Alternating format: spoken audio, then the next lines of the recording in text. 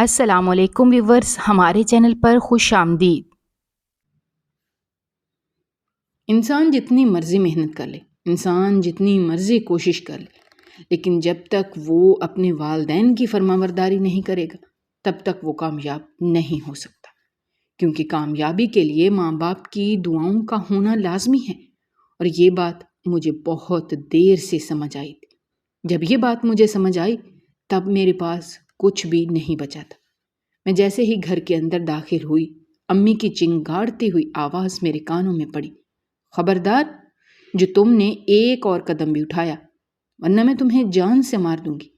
امی کی بات سن کر میں نے کوفت بھری گہری سانس لی اور پھر امی کے قریب سے ہو کر گزرنے لگی کہ امی نے میرا بازو پکڑ لیا اور مجھ سے پوچھنے لگیں کہ کل کی رات تم کہاں پر گزار کر آ رہی ہو؟ میرا دل کر رہا تھا کہ امی کو کچھ بتائے بغیر کمرے میں چلی جاؤں، لیکن بتانا مجبوری تھی، کیونکہ فی الحال میں امی کے ہی رحم و کرم پر تھی۔ میں نے فیصلہ کیا ہوا تھا کہ جب تک میرا دوسری طرف کوئی بندوبست نہیں ہو جاتا تب تک کچھ بھی کر کے مجھے یہاں پر ہی رہنا ہوگا۔ میں اپنی ایک دوست کے گھر تھی، میں نے مختصر جواب دیا اور دوبارہ کمرے کی طرف بڑھ گئی، جب انہوں نے مجھے وہیں پر روک لیا اور مجھے کہنے لگیں، تمہیں میں نے کتنی بار کہا ہے مجھے بتائے بغیر رات کو کسی دوست کے گھر رکنے کے لیے مت جایا کرو۔ ہم کو یہ امیر کبیر لوگ نہیں ہیں، بلکہ ہم غریب سے لوگ ہیں، ہمیں یہ حرکتیں زیب نہیں دیتی اور نہ ہی یہ محلہ ہمیں اس بات کی اجازت دیتا ہے۔ امی کی بات سن کر میں نے جلدی سے اس بات میں سر ہلایا اور جان چھڑانے والے انداز میں وہاں سے کمرے میں چلی گئی۔ میں کمرے کے اندر داخل ہو رہی تھی جب مجھے دوسرے کمرے سے اپنی بھابھی نکلتی ہوئی نظر آئی۔ وہ مجھے دیکھ کر مسکرا رہی تھی، انہیں دیکھ کر میں بھی مسکرانے لگی۔ میرے گھر میں ایک یہی عورت تھی جو مجھے سب سے زیادہ اچھی لگتی تھی اور جو ہر کام میں میرا ساتھ بھی دیتی تھی۔ بھابھی کی اس طرف سے اگر مجھے مدد حاصل نہ ہوتی تو میں کبھی بھی ٹک ٹاک پر مشہور نہیں ہو سکتی تھی۔ شروع میں جب میں آئی تھی تب وہ مجھے بہت زیادہ بری لگتی تھی۔ اس کی وجہ یہ تھی کہ انہوں نے بھائی کو اپنے کنٹرول میں کر لیا تھا۔ بھائی بھابھی کے علاوہ کسی اور کی کوئی بات ہی نہیں سنتے تھے۔ انہیں یہی لگتا تھا کہ جو کچھ بھابھی کہتی ہے وہی ٹھیک ہے اور وہی حقیقت ہے، جبکہ باقی جو کوئی بھی کچھ بول رہا ہے وہ سب جھوٹ ہے۔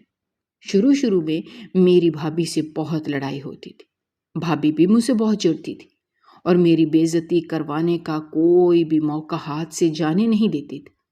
لیکن پھر اچانک ہی بھابھی کو نہ جانے کیا ہو گیا، وہ بہت اچھی ہو گئی۔ میں چونکہ اپنے خاندان میں سب سے زیادہ خوبصورت تھی اور اپنے محلے میں بھی اپنی خوبصورتی کی وجہ سے کافی مشہور تھی۔ اس لیے بھابھی مجھے ایک دن بولی، کیا فائدہ تمہاری اس خوبصورتی کا جو تم اسے کیش ہی نہ کر سکو۔ اس وقت میں اپنی بھابھی کی بات کو نہیں سمجھی تھی۔ جب میں نے ان سے پوچھا کہ آپ کس بارے میں بات کر رہی ہیں تو انہوں نے مجھے ٹک ٹاک کے بارے میں بتایا۔ وہ مجھے موبائل میں انسٹال کر کے بھی دے دیا اور مجھے کہنے لگیں کہ ان لڑکیوں کو دیکھو، یہ کیسے ویڈیوز بناتی ہیں اور وائرل بھی ہو جاتی ہیں، تمہیں نہیں پتہ یہ اس کے ذریعے کتنے پیسے کما رہی ہیں، حالانکہ ان میں خوبصورتی بھی نہیں ہے۔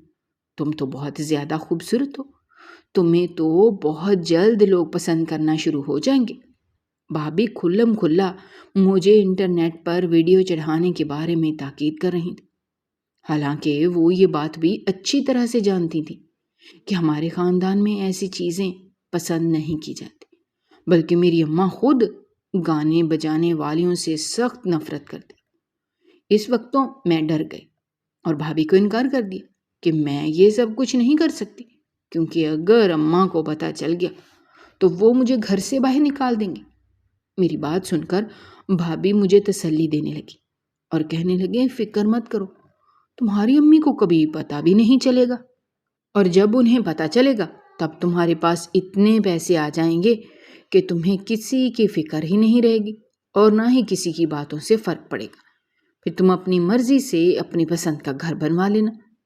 لیکن میں نے پھر بھی ان کی بات نہیں مانی۔ تھوڑی دیر سے بعد جب ہمارے گھر کے حالات خراب ہو گئے تو بھائی کو ملک سے باہر جانا پڑا۔ اس کے بعد بھابھی ہر وقت مجھے یہی کہتی رہتی کہ اب تو کوئی تمہیں روکنے ٹوکنے والا نہیں ہے، تو اب کیوں خاموشی سے بیٹھی ہوئی ہو؟ اچھا وقت ہے وائرل ہو جاؤ، ورنہ بعد میں ساری عمر پچھتاتی رہو گی۔ اور پھر ایک دن میں جوش میں آ گئی اور فیصلہ کر لیا کہ آج ہی ویڈیو بنا کر ٹک ٹاک پر چڑھاؤں گی۔ لیکن مجھے سمجھ نہیں آ رہی تھی کہ میں کس طرح کی ویڈیو بناؤں۔ پھر بھابھی نے مجھے مختلف لڑکیوں کی ویڈیوز دکھائیں جہاں پر وہ ناچ رہی تھیں اور گانے بجا رہی تھیں۔ مجھے شروع سے ہی ڈانس کرنے کا بہت شوق تھا اور میں ڈانس میں کافی ماہر تھی۔ جب بھی اسکول میں یا پھر کالج میں پارٹی ہوتی تھی میں وہاں ہمیشہ ہی ڈانس کیا کرتی تھی، اور میں نے کبھی بھی امی کو اس بارے میں پتہ نہیں لگنے دیا تھا۔ لہٰذا اب بھی مجھے یہی لگ رہا تھا کہ امی کو کبھی بھی اس چیز کے بارے میں پتہ نہیں چلے گا۔ لیکن یہ صرف اور صرف میری غلط فہمی ہی تھی، کیونکہ میں نہیں جانتی تھی کہ انٹرنیٹ صرف میں ہی نہیں بلکہ میرا پورا محلہ بھی استعمال کرتا ہے۔ لہٰذا جس دن میں نے ٹک ٹاک پر ویڈیو ڈالی اس دن ہی وہاں پر بہت زیادہ ویوز آ گئے۔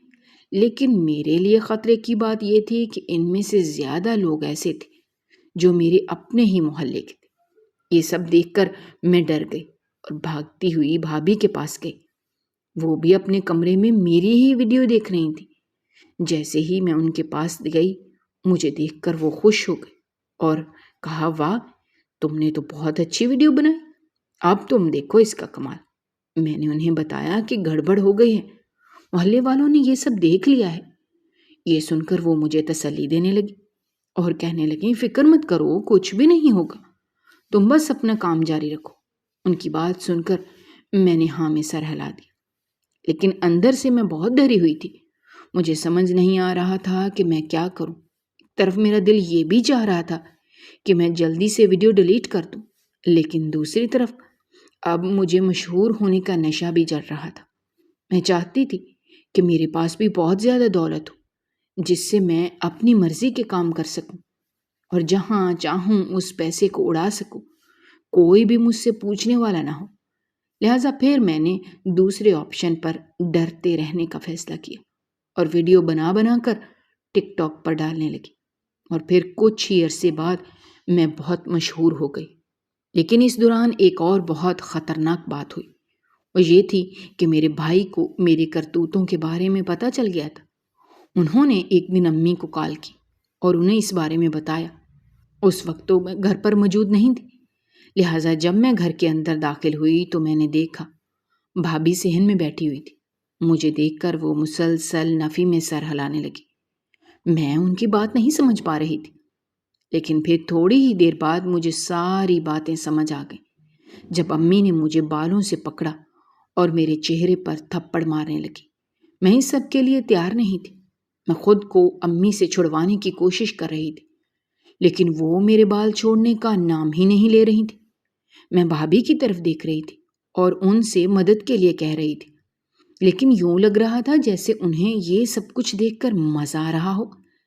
لہٰذا انہوں نے ایک قدم بھی میری طرف نہیں بڑھایا۔ اس کے بعد نہ صرف امی نے مجھے بہت بری طرح سے پیٹا بلکہ مجھے باتیں سنائیں اور یہ بھی دھمکی دے دی کہ اگر میں نے یہ کام جاری رکھا تو وہ میرا بہت برا حال کریں گی۔ لیکن میں اب باز آنے والی کہاں تھی؟ لہٰذا میں نے امی کی بات ماننے کے بجائے وہی کام کرنا شروع کر دیا جو میں کرتی آ رہی تھی، کیونکہ اب میرے بہت سارے چاہنے والے ہو گئے تھے اور میں کس طرح سے چاہتی کہ میں بھی ان مشہور ٹک ٹاکرز میں شمار ہونے لگوں جنہیں پورے پاکستان میں شوق سے دیکھا جاتا ہے۔ اس وقت میں اپنا دین، اپنی تربیت سب کچھ بھلا چکی تھی۔ اس وقت تو میرے ذہن میں صرف اور صرف مشہور ہونے کا جوش چڑھا ہوا تھا۔ دوسری طرف بھابھی یہ بات میرے ذہن میں ڈال کر اب دوبارہ سے پیچھے ہٹ گئی تھی، یہاں تک کہ وہ مجھے یہ بھی سمجھانے لگی تھی کہ یہ سب کچھ ٹھیک نہیں ہے، اب یہ سب کچھ چھوڑ دو۔ جب انہوں نے مجھ سے یہ بات کی تو پہلے تو مجھے بہت حیرت ہوئی اور پھر غصہ آنے لگا، کیونکہ مجھے اس کام پر لگانے والی وہی تو تھی، اور اب جب میں اتنی آگے آ چکی تھی تو وہ مجھے منع کر رہی تھی اور کہہ رہی تھیں کہ تمہاری اس سب سے بہت بدنامی ہوگی، لوگ تمہیں پسند تو کریں گے لیکن کوئی بھی تمہاری عزت نہیں کرے گا اور نہ جانے کیا کیا۔ لہٰذا میں ان کی چال اس وقت نہیں سمجھ پائی تھی۔ جب مجھے ان کی چال سمجھ آئی تھی تب میں اپنا بہت زیادہ نقصان کر چکی تھی۔ لہٰذا میں نے تمام گھر والوں کی بغاوت کرنا شروع کر دی اور پھر امی نے تنگ آ کر مجھے میرے ہی حال پر چھوڑ دیا۔ اس کے بعد تو مجھے کھلی آزادی مل گئی، اور پھر اس کے بعد جب میرے پاس تھوڑے تھوڑے پیسے آنے لگے تو میں مزید ہواؤں میں اڑنے لگی، اور اب جب میرے پاس پیسے آنے لگے تھے تو بھابھی دوبارہ سے میرے قریب ہونے لگی تھی، لیکن اس بار میں نے اپنی بھابھی کو اپنے سے کچھ فاصلے پر ہی رکھا اور انہیں ان کی اوقات اچھی طرح سے سمجھا دی، کیونکہ میں جان گئی تھی کہ یہ بہت ہی مفاد پرست عورت ہے، اور اس عورت کے ساتھ دوستی رکھنا اپنے آپ کو خطرے میں ڈالنے کے برابر ہے۔ جب میرے پاس پہلی بار پیسے آئے میں نے ان پیسوں سے اپنی امی کے لیے بہت ہی پیارا جوڑا خریدا، لیکن جب میں وہ جوڑا امی کو دینے کے لیے گئی تو انہوں نے صاف انکار کر دیا۔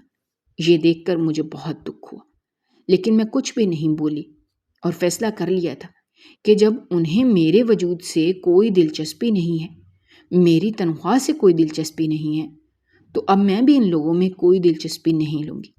میں یہ بات بھول چکی تھی کہ میں جن لوگوں کی بات کر رہی ہوں وہ میری ماں اور میرے اپنے ہی ہیں۔ لہٰذا اس کے بعد تو میری کھلی آزادی شروع ہو گئی۔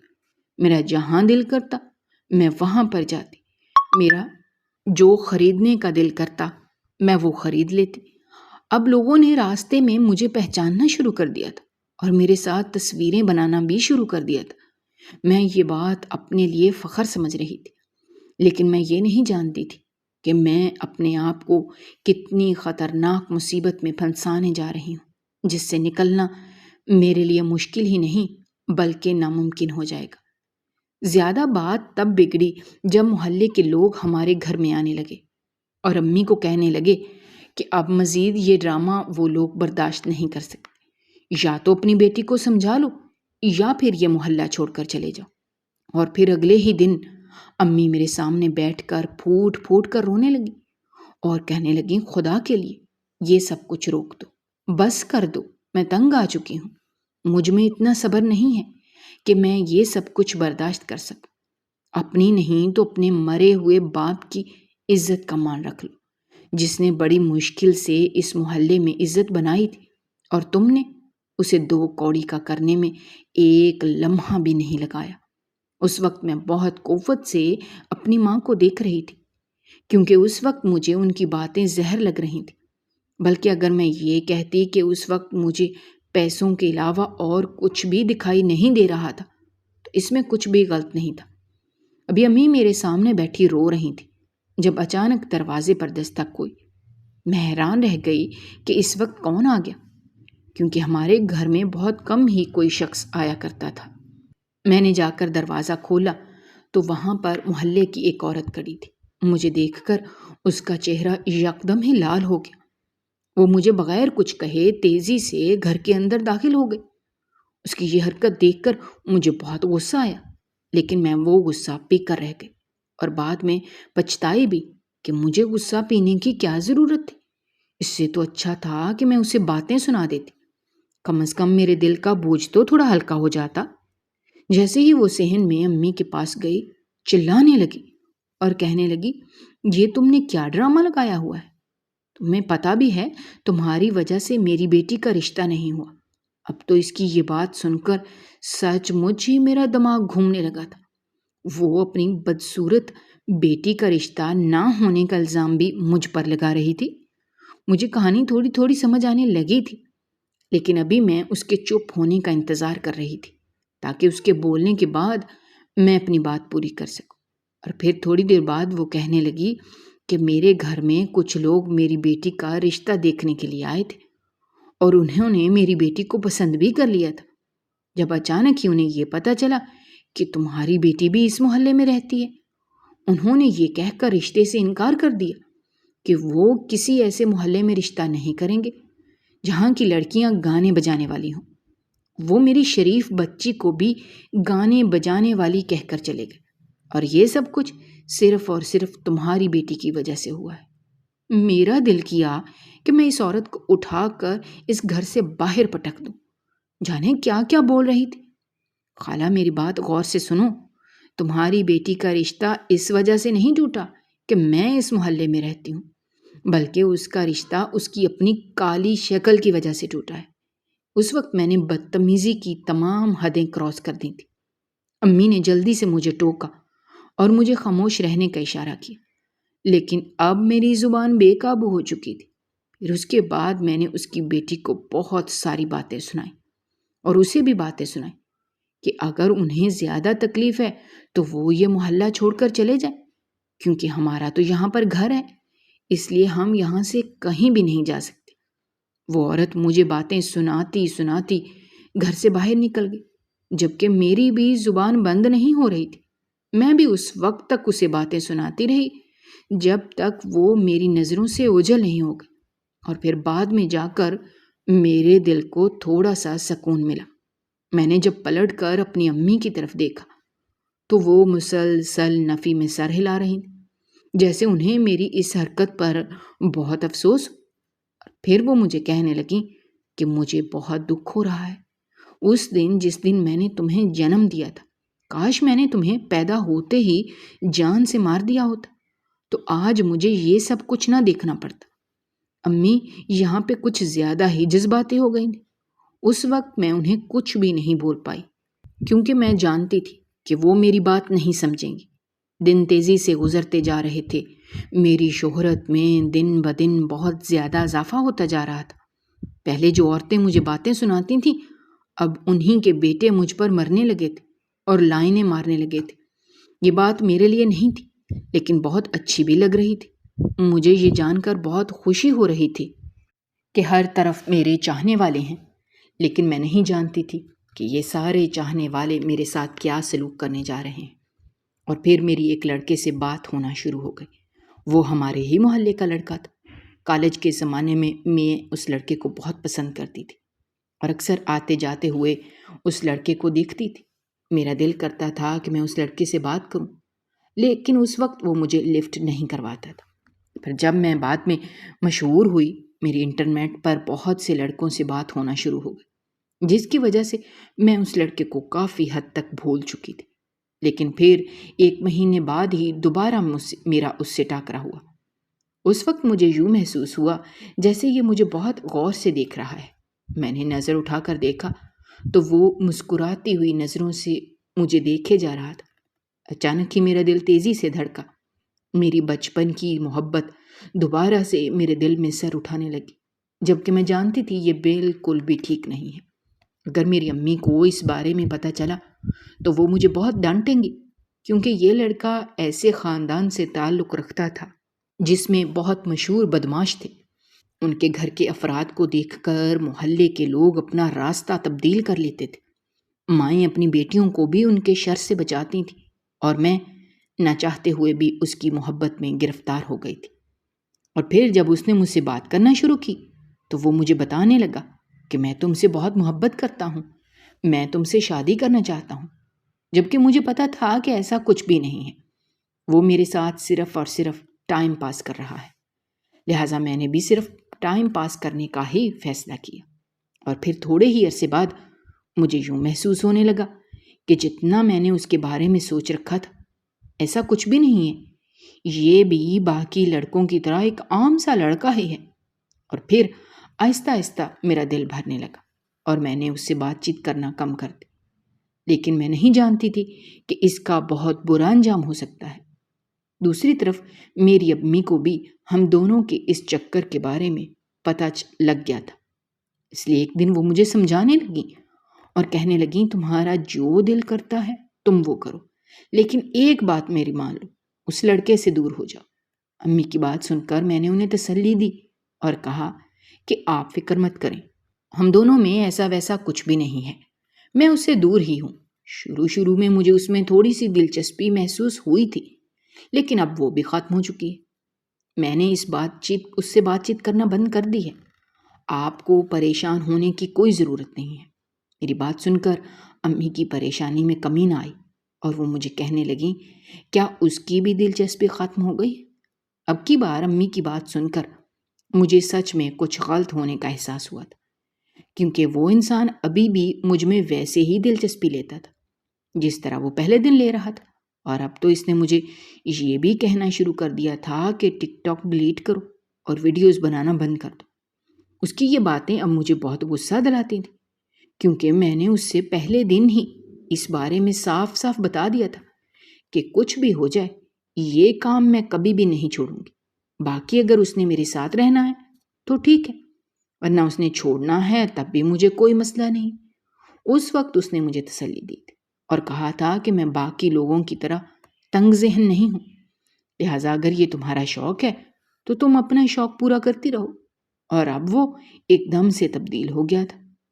یہی وجہ تھی کہ وہ آہستہ آہستہ میرے دل سے اترتا جا رہا تھا۔ اب اس نے دوبارہ سے مجھ سے بات کی تھی کہ وہ میرے گھر میں رشتہ بھیجے۔ اس کی یہ بات سن کر میرا دماغ غصے سے گھومنے لگا، کیونکہ اب وہ بہت زیادہ حد سے بڑھتا چلا جا رہا تھا۔ میں نے اسے بات چیت اس وجہ سے شروع نہیں کی تھی کہ بعد میں جا کر اس سے شادی کروں گی، بلکہ میں صرف اور صرف ٹائم پاس ہی چاہتی تھی۔ لیکن اب یہ ٹائم میرے گلے کی ہڈی بنتا چلا جا رہا تھا۔ اب اسے یہ بھی محسوس ہونے لگا تھا جیسے میں اسے اگنور کر رہی ہوں۔ اس لیے وہ مجھے ایک دن دھمکی دیتے ہوئے کہنے لگا، تم میرے خاندان کو اچھی طرح سے جانتی ہو اور تمہیں پتہ ہے کہ ہم بدلہ لینے میں ایک پل نہیں لگاتے، لہٰذا بہتر یہی ہے کہ تم ایسا کوئی بھی کام مت کرو جس کے لیے تمہیں بعد میں پچھتانا پڑے۔ اس وقت تو میں نے اسے تسلی دینے لگی اور کہنے لگی کہ تمہیں صرف اور صرف غلط فہمی ہوئی ہے، میں تم سے کسی بھی قسم کی بے وفائی نہیں کر رہی اور نہ ہی تم سے دور ہو رہی ہوں، بلکہ مجھے تھوڑی سی مصروفیات ہیں جس کی وجہ سے میں تمہیں وقت نہیں دے پا رہی۔ پہلے میں نے یہ فیصلہ کیا تھا کہ میں اس سے کسی دن جا کر ملوں گی، لیکن اب میں اس فیصلے سے بھی ہٹ گئی تھی، کیونکہ مجھے ڈر تھا کہ ایسا نہ ہو کہ میں اس کے ہتھے چڑھ جاؤں اور وہ میرے ساتھ کچھ ایسا کر دے کہ بعد میں خود سے ہی نظریں ملانے کے قابل نہ رہوں۔ دن بہت تیزی سے گزرتے جا رہے تھے۔ اب اس کا ہمارے گھر میں آنا جانا بھی بہت زیادہ بڑھ گیا تھا۔ اکثر تو وہ میری غیر موجودگی میں بھی میرے گھر میں ہی موجود ہوتا اور میری ماں سے بات کر رہا ہوتا تھا، جبکہ میری ماں بہت ہی روکھے انداز میں اس کی باتوں کے جواب دے دیتی تھی، لیکن اسے اس چیز سے فرق نہیں پڑتا تھا۔ ایک دن تو میں نے تنگ آ کر امی سے یہ کہہ دیا کہ جب ہمارا اس سے کوئی رشتہ ہے ہی نہیں، جب ہم اسے جانتے ہی نہیں ہیں، تو کیا ضرورت ہے اسے اپنے گھر میں آنے کی اجازت دینے کی؟ اگر ایسا ہی چلتا رہا تو…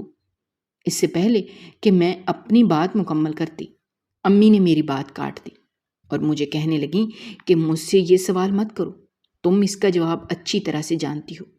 میں نے اسے اپنے گھر آنے کی اجازت نہیں دی، بلکہ یہ تمہاری شہ پر اس گھر میں آ رہا ہے۔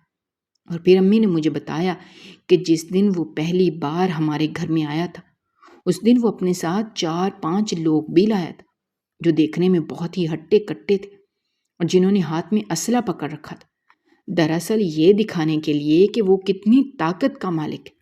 اس نے امی کو یہاں تک کہہ دیا تھا کہ وہ بہت جلد مجھے یہاں سے بیاہ کر لے جائے گا اور وہ یہ چاہتا ہے کہ وہ ان کی رضامندی سے میرے ساتھ شادی کرے۔ اگر میری امی رضامند نہ ہوئی تو اسے زبردستی کرنا پڑے گی۔ میں سوچ بھی نہیں سکتی تھی کہ وہ اس قدر بدمعاشی پر اتر آئے گا، لہٰذا میں نے رات اس کے ساتھ 2 ٹوک بات کرنے کا فیصلہ کیا۔ جیسے ہی رات کے وقت اس کی کال آئی تو میں نے اسے ڈانٹتے ہوئے کہا کہ تمہاری ہمت کیسے ہوئی میری امی کے ساتھ بدتمیزی کرنے کی یا انہیں ڈرانے کی؟ میری بات سن کر وہ بھی غصہ ہو گیا اور کہنے لگا، تم اب اپنی حد سے گزر رہی ہو۔ میرے ساتھ آج تک کسی نے بھی اس لہجے میں بات نہیں کی اور نہ ہی میں کسی کو یہ اجازت دیتا ہوں کہ وہ میرے ساتھ بدتمیزی کرے۔ مجھے اب اس کی باتوں سے کوئی فرق نہیں پڑتا تھا، لہٰذا میں نے اسے کہہ دیا کہ میں تم سے اسی لہجے میں بات کروں گی، چاہے تم کچھ بھی کر لو۔ اگر تمہیں میرے ساتھ رہنا ہے رہو، ورنہ تم جا سکتے ہو۔ اور پھر اس دن اس نے مجھے کہا کہ میں تمہیں چھوڑنا زیادہ بہتر سمجھوں گا، لیکن میں تمہیں اس طرح نہیں چھوڑوں گا، بلکہ تمہارے اور تمہاری ماں کے ساتھ وہ کروں گا کہ تم لوگ خود مجھ سے معافیاں مانگنے کے لیے آؤ گے، لیکن اس وقت میں تم لوگوں کو معاف نہیں کروں گا، بلکہ تم لوگوں کا تماشا دیکھوں گا۔ یہ کہہ کر اس نے غصے سے فون رکھ دیا، جبکہ اس کی باتیں پتھر کی طرح میرے ذہن میں بج رہی تھیں۔ اس وقت مجھے بہت زیادہ ڈر لگ رہا تھا اور شدت سے اپنی غلطی کا احساس ہو رہا تھا کہ مجھے اس شخص سے بات ہی نہیں کرنی چاہیے تھی۔ اور پھر اگلے دن میں گھر میں ٹھہری اور بار بار دروازے کی طرف دیکھتی رہی کہ کہیں ایسا نہ ہو کہ وہ گھر کے اندر داخل ہو جائے۔ امی میری حرکتوں کو اچھی طرح سے نوٹ کر رہی تھی، اس لیے پوچھے بغیر نہ رہ سکیں کہ کیا ہو گیا ہے، بار بار دروازے کی طرف کیوں دیکھ رہی ہو؟ میں نے یہ کہہ کر بات ٹال دی۔ میری پریشانی میرے چہرے سے صاف نظر آ رہی تھی، اس لیے امی کہنے لگیں مجھے پتا ہے کہ تم پریشان ہو، لیکن تم مجھے اپنی پریشانی نہیں بتانا چاہتی، تو کوئی بات نہیں۔ یہ کہہ کر امی کمرے میں چلی گئی اور پھر وہ پورا دن ہی میں نے ڈرتے ہوئے گزارا۔ اگلا دن بھی میں گھر پر ہی ٹھہری رہی کیونکہ مجھے ڈر تھا کہ کہیں ایسا نہ ہو کہ وہ مجھے اغوا کر لے یا پھر میری غیر موجودگی میں آ کر امی کو کوئی نقصان پہنچائے۔ لیکن جب دوسرے دن بھی ایسا کچھ نہ ہوا تو آہستہ آہستہ میرا خوف کم ہونے لگا، اور پھر چند دنوں بعد میرا یہ خوف بھی دور ہو گیا اور میں سوچنے لگی کہ وہ بھی باقی عام لڑکوں کی طرح بس باتیں ہی کرتا تھا۔ حقیقت میں وہ کچھ بھی نہیں تھا، لیکن میں نہیں جانتی تھی کہ وہ کتنا بڑا منصوبہ سوچے ہوئے بیٹھا ہے۔ ابھی میں نے دوبارہ سے اپنی ساری توجہ ٹک ٹاک پر ویڈیوز چڑھانے پر مرکوز کر دی تھی، کیونکہ کافی عرصہ ویڈیو نہ ڈالنے کے لیے باہر میرے بہت سارے فالوورز غائب ہو گئے تھے، اور اب میری ٹینشن کا مرکز دوبارہ سے یہی چیز بن گئی تھی۔ میں دوبارہ سے ناچ گانا کرنے لگی اور ویڈیوز بنانے لگی۔ یہ دیکھ کر امی بھی دوبارہ سے پریشان ہو گئی اور کہنے لگیں میں نے سوچا تھا کہ شاید تم نے یہ سب کچھ چھوڑ دیا ہے، لیکن تم اب بھی باز نہیں آ رہی۔ اللہ تعالیٰ سے معافی مانگ لو اور اپنے گناہوں کی توبہ کر لو۔ امی کی بات سن کر تھوڑی دیر کے لیے میرا دل نرم پڑا، لیکن پھر دوبارہ سے شیطان قابض ہو گیا اور میں نے امی کی باتوں کو پرانی باتیں کہہ کر اگنور کر دیا۔ دوسری طرف میری بھابھی کو اپنی امی کے گھر گئے ہوئے کافی عرصہ ہو گیا تھا۔ وہ ابھی تک ہمارے گھر واپس نہیں آئی تھی۔ اب تو بھائی کو بھی گھر واپس آنے میں تھوڑا ہی وقت رہ گیا تھا۔ بھابھی چونکا ہمیشہ سے ہی یہ خواہش رکھتی تھی کہ وہ ایک بہت بڑا گھر بنائیں گی۔ یہی وجہ تھی کہ انہوں نے بھائی کو دوسرے ملک بھیجا تھا تاکہ وہ بہت سارے پیسے کما کر لائیں، اور بھائی نے بھابھی کو یہ خوشخبری دی کہ اب ان کے پاس اتنے پیسے اکٹھے ہو گئے ہیں کہ وہ آسانی سے ایک بڑا سا بنگلہ لے سکتے ہیں۔ یہی وجہ تھی کہ سارے لوگ بہت زیادہ خوش تھے۔ بھائی کا غصہ بھی کم ہو گیا تھا اور میرے لیے خوشی کی سب سے بڑی بات یہی تھی۔ لیکن امی اب بھی مجھے ٹوکنے سے باز نہیں آتی تھی، اور پھر ایک دن مجھے دوبارہ سے اپنی دوست کے گھر جانا پڑا۔ میری یہ دوست بھی ٹک ٹاک ویڈیوز بناتی تھی، لہٰذا ایک دن اس نے مجھے کہا کہ وہ ایک بہت ہی اچھی ویڈیو بنانے جا رہی ہے جس کے لیے اسے میری ضرورت ہے، لہٰذا میں ایک رات کے لیے اس کے گھر چلی جاؤں۔ اور پھر اس دن میں اپنی امی کو بتانا نہیں بھولی اور رات کے وقت وہاں ٹھہرنے کے لیے چلی گئی۔ لیکن اس ویڈیو کو کافی وقت لگ گیا۔ ہم نے آدھی ویڈیو ایک رات میں بنائی اور پھر باقی آدھی رات کو بنانے کا فیصلہ کیا۔ اگلی رات میں جلدی ہی فارغ ہو گئی تھی، لہٰذا میں جیسے ہی ویڈیو بنا کر فارغ ہوئی میں نے گھر واپس جانے کا فیصلہ کیا، کیونکہ دن کے وقت امی کو کال نہیں کی تھی اور اب مجھے یہی تھا کہ امی میرے لیے بہت زیادہ پریشان ہو رہی ہوں گی۔ وہاں سے نکلتے نکلتے مجھے 1 گھنٹہ لگ گیا اور تقریباً رات 1 بجے کے وقت میں اپنے گھر کے دروازے پر پہنچی۔ یہ دیکھ کر میں حیران رہ گئی کہ گھر کا دروازہ کھلا ہوا تھا۔ پہلے تو مجھے حیرت ہوئی، لیکن بعد میں مجھے ٹینشن ہونے لگی کیونکہ امی گھر میں بالکل اکیلی تھی۔ جیسے ہی میں گھر کے اندر داخل ہوئی میری نظر امی کے کمرے کی طرف گئی جس کی لائٹ اس وقت جل رہی تھی اور کمرے کے اندر سے رونے کی آوازیں آ رہی تھیں۔ یوں لگ رہا تھا جیسے کوئی عورت بین کر رہی ہو۔ رونے کی آوازیں سن کر میرا دل تیزی سے دھڑکنے لگا۔ مجھے شدت سے کچھ غلط ہونے کا احساس ہو رہا تھا۔ میں دل ہی دل میں دعا کر رہی تھی کہ اللہ کرے سب کچھ ٹھیک ہو، لیکن کچھ بھی ٹھیک ہونے والا نہیں تھا۔ میں جیسے ہی کمرے کے اندر داخل ہوئی سامنے کا منظر دیکھ کر مجھے لگا کہ میرے قدموں کے نیچے سے زمین نکل گئی ہے۔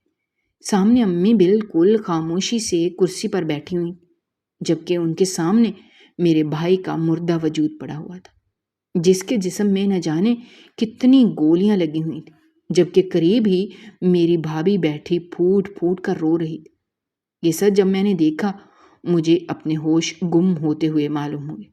میں نے اپنا بیگ جلدی سے سائڈ پر پھینکا اور بھاگتی ہوئی امی کے قدموں میں جا کر بیٹھی اور پھوٹ پھوٹ کر رونے لگی۔ میں امی سے مسلسل معافی بھی مانگ رہی تھی اور ان سے یہ بھی پوچھ رہی تھی کہ آخر یہ سب کچھ کیسے ہوا۔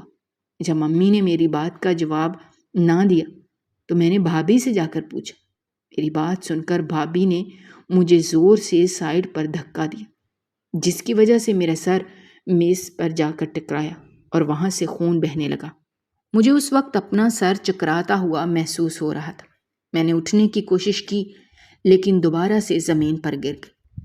اچانک میری آنکھوں کے سامنے اندھیرا چھانے لگا اور میں بے ہوش ہو گئی۔ اس کے بعد کیا ہوا مجھے کچھ بھی یاد نہیں۔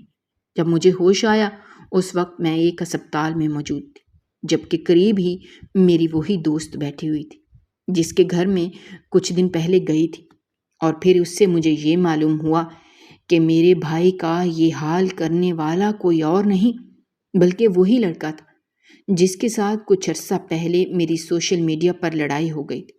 میں نے اس وقت اسے بہت باتیں سنائی تھیں اور اسے دھمکیاں بھی دی تھی۔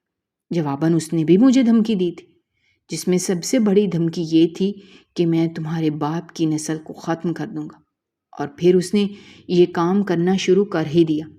اس نے سب سے پہلا وار میرے بھائی پر کیا تھا۔ مجھے ڈر تھا کہ کہیں ایسا نہ ہو کہ اب وہ میرے باقی گھر والوں کو بھی نقصان پہنچائے۔ میں پھوٹ پھوٹ کر رونے لگی اور اپنی دوست کو مدد کے لیے کہنے لگی، لیکن اس وقت اس نے بھی میری مدد کرنے سے انکار کر دیا۔ اس وقت میرے پاس جو تھوڑے بہت پیسے تھے، ان پیسوں کی مدد سے میں دوسرے شہر اپنے خاندان والوں کو لے کر آ گئی، لیکن اب نہ تو امی مجھ سے بات کرتی تھیں اور نہ ہی بھابھی مجھ سے بولتی تھی۔ ان دونوں نے تو چپ کا روزہ رکھ لیا تھا۔ کافی عرصہ یوں ہی گزر گیا۔ اب نہ تو میرے پاس دولت بچی تھی اور نہ ہی میں اپنی عزت چھوڑی تھی۔ مجھے یہی لگ رہا تھا کہ یوں ہی خاریاں کاٹتے کاٹتے میری موت ہو جائے گی، لیکن قسمت ایک بار پھر مجھ پر مہربان ہو گئی۔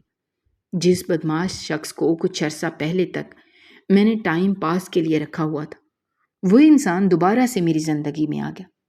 اس نے نہ صرف میرے بھائی کے قاتلوں سے میرے بھائی کے خون کا بدلہ بھی لے لیا، بلکہ اس نے مجھے دوبارہ سے قبول کر لیا، لیکن امی نے مجھے ابھی تک معاف نہیں کیا۔ اس کے بعد 13 سال گزر گئے۔